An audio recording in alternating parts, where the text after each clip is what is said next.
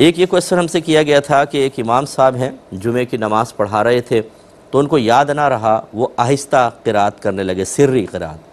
تو مقتدی نے ان کو لقمہ دیا، تو اب امام ان کا لقمہ لے یا نہ لے، یا سری جاری رکھے، اور اگر لے لیا تو نماز ہو جائے گی یا نہیں، اور کیا یہ لقمہ لینے کا واقعی محل تھا یا نہیں تھا؟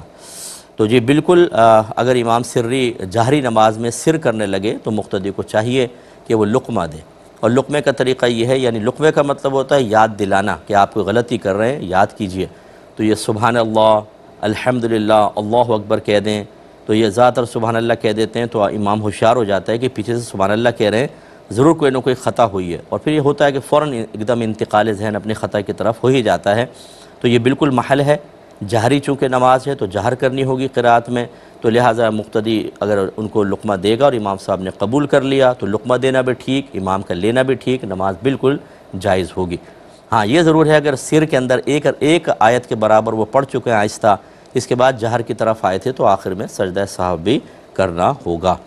اور اس میں عوام الناس کے لیے سمجھانے کے لیے عرض کر دیتا ہوں کہ اگر نماز میں کوئی ایسا عمل کریں کہ جس کو دور سے دیکھنے میں ایسا لگے کہ یہ شخص نماز میں نہیں، اسے کہتے ہیں عمل کثیر،